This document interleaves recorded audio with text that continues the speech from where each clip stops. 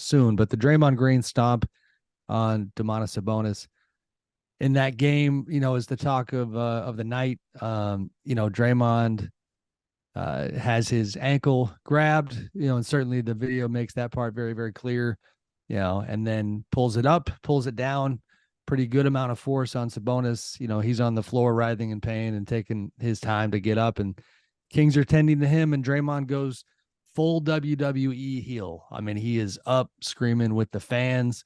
Don't have to be a master lip reader to figure out a few of the things that he hurled their way. Place is going crazy. You and I were there. The basketball part of this, of course, Kings up 2-0, something we did not see coming. We both picked the Warriors in this series. Man, thoughts from a crazy night for you? You mentioned Draymond's like post ejection, during the review theatrics.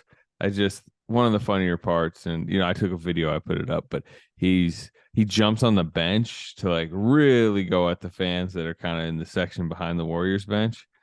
And like Steve Kerr is just kind of like wandering into the huddle. He's got his clipboard and he's kind of like, waiting for the 5 guys who are going to be on the court to sit down so he can, write the names of the guys who are on the court and like maybe drop his ATO or whatever he's going to do. And I'm just curious what he's thinking in that moment, because you can even see it in the video. He's sitting there kind of right behind Draymond towards the end, trying to pull this team to a 1-1 tie and like absolutely their most crucial moment of the season.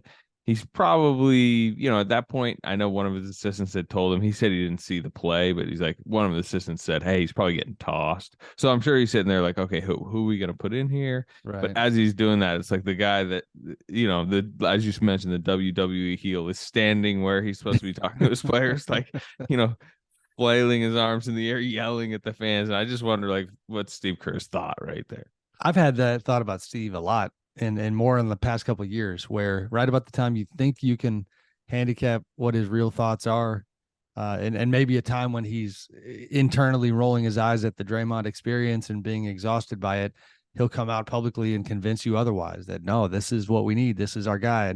And he knows both sides of the Draymond experience. I will say that in terms of possible disciplinary action, I wrote that I didn't think Draymond would be suspended. I might be leaning back toward the other direction now that I've unpacked it the next day. The one part I didn't focus enough on in the piece that I wrote was that post-incident scene, right? Because in this day and age when fan interaction is, continues to be an issue for the league, I think it's safe to say the league is not going to be real happy with the way that he handled that energy. Because, of course, the crowd was upset, but there was no specific thing being done to Draymond to warrant, going down that road. It was more so that there was this lull because of Sabonis taking his time and the refs trying to look at it, that it was like he just started feeling that negative energy from the crowd and didn't want to he just take wanted to present not a face of concern or, true anger. It was more of like trying to lean into it, which he's done before. He did it out in Memphis last year. Remember whoop that trick? He was like waving the towels to that. It kind of reminded me a little of that. To add Most the extra layer to what you're talking celebration about. in the league, but that's an aside. Go ahead. Yeah. To add to the layer that you're talking about of the league, what does the league think about it? I remember I'm looking out at half court as he's this is the time he's almost doing like the hand to the ear. Who was that? Isn't that like Hulk Hogan or something? It was like hand to the ear, like I can't hear you. Right. As he's doing that, I look up you got Vivek's seat right where the TNT booth is. My eyes peer about 4 rows up, and it's Adam Silver and like the group of NBA office people just watching Draymond Green do this all. Well, not only that, they're booing, but no, I mean, they had a front row seat to the action. Mike Bass, his top PR man from the league office, was right by his side. Amy Brooks, one of the top NBA executives on the team marketing side. Heavy hitters were in town.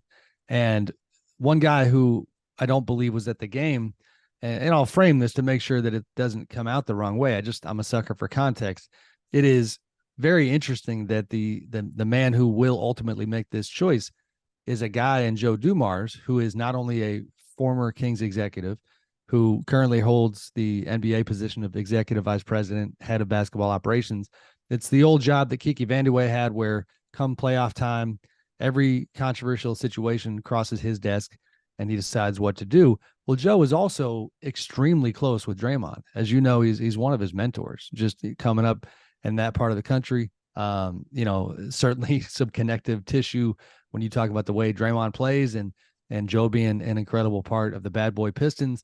A lot of layers to that, and so man, to be a fly on that in that room and to get some sense from Joe how he sees this and see what he does would be really interesting.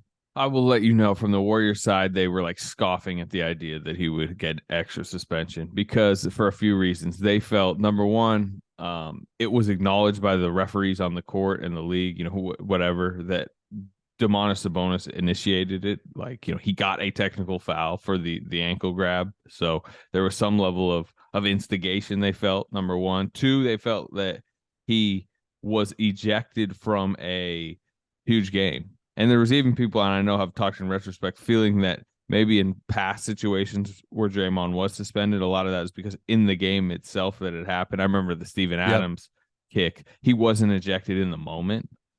He missed, maybe the 6 most important minutes of the series in retrospect. You know what I mean? Like, that's a tie game down the stretch. No Draymond Green. I think there was that, and the idea, there was a little bit like, they felt the theatrics from the Kings side of like the Domantas Sabonis injury, right? Leak that he's getting the X-rays, he And everybody's on getting the X-rays. Draymond had one on his ankle, apparently.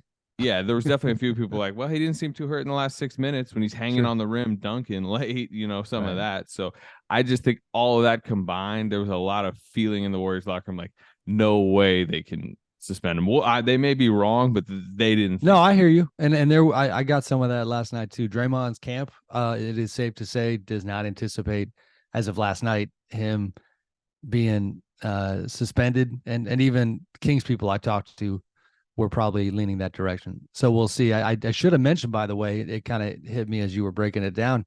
You called this shot, man. We're sitting there on press row, and did you not turn to me and say, yeah, Draymond needs to change the energy here at some point. He's got to shift this thing the other way. I don't think this is what you had in mind, but you did say that. Well, yeah, I mean, you never know the exact details of how he's gonna, light the room on fire. But it reminded me a little. Were you at that Pelicans home game a couple weeks ago? No. I was. It was a big I'll tell you game. that You story probably in a minute, watched but I it wasn't at there. least. Yeah. Yeah, where they're down big in a big home game that felt like, they lose, they're probably going to the play. I was watching. Yeah. And he just decided, he felt like they were playing terrible, which they were, and he just needed to just like juice everything up. And he teetered on the edge of ejection in that game. And remember, there was like a situation under the hoop. They ended up having to review it. He already had one technical for scuffling with Brandon Ingram. He almost gets a second for a scuffle with Herb Jones that was more kind of after the play theatrics. Some people were trying to say he kicked Herb Jones. The referees decided no penalty for that. He stayed in the game. And then they came back and won because, to be honest, like, he really did fire up his team. And that, you mentioned Steve Kerr, that was one of those games post game. He's talking about like, he's our fire. We need it. We have a lot of skill. We need the heart. We need the roar of Draymond Green. But that's always on the edge. We've had this conversation several times over the years, and I just felt last night I think was very much part of them climbing back in it, right? They're in a good place when he gets ejected, in part because I just think their energy changed. They went smaller. They went more defensive minded. They were good to start that fourth quarter, down 8. And I don't remember what the exact score is when he got tossed, but they're tied in the middle of the quarter. Because I think he was trying to do that, lay that same strategy down there. But the problem is when you teeter on the edge, when you're kind of doing some of that type of stuff, maybe to tick off the other team, maybe to just fire yourself up, you might accidentally step too hard on somebody. You know what I mean?